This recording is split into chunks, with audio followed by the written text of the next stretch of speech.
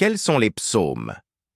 En hébreu, psaume signifie livre de prière, et ils sont d'une aide précieuse, car nous pouvons y trouver des prières qui correspondent aux différents moments de notre âme dans notre vie quotidienne, tels que la joie, la supplication, le pardon, la gratitude, l'offrande généreuse au Seigneur, l'admiration pour la grandeur de Dieu et la beauté du monde créé, les préoccupations concernant la famille et le travail, etc.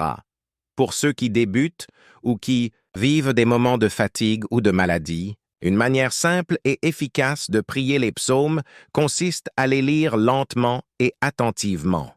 Vous ne devez pas lire seulement avec vos yeux, mais avec votre cœur, en savourant chaque phrase.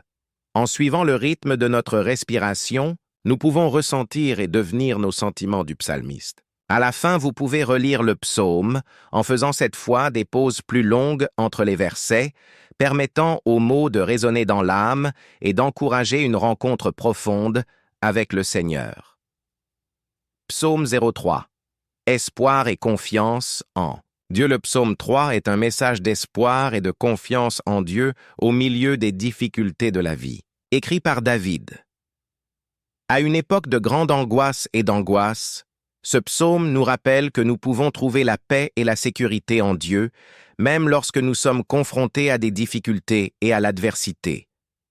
Ce psaume nous rappelle qu'il est possible de trouver la paix et la sécurité en Dieu, même lorsque nous sommes confrontés à des problèmes et à des adversités. Prions ensemble. Mais avant de prier, je vous invite à vous préparer. Trouvez un endroit où vous pouvez vous concentrer. Allumez des bougies, si vous le jugez nécessaire. Asseyez-vous confortablement, car c'est un moment entre vous et Dieu.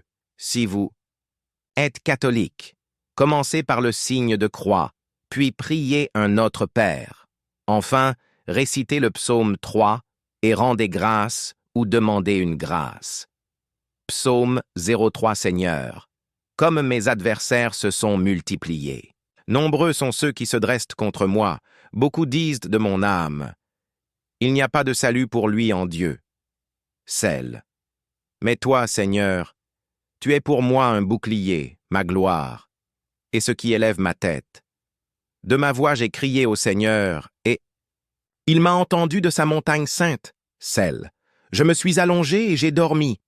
Je me suis réveillé parce que le Seigneur m'a soutenu. Je n'aurai pas peur de 10 000 personnes qui se sont dressées contre moi et m'entourent.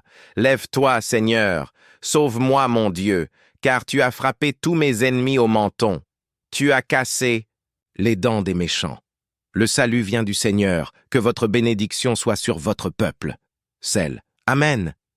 J'espère que vous avez apprécié cette vidéo et que vous comprenez mieux l'importance des psaumes dans nos vies.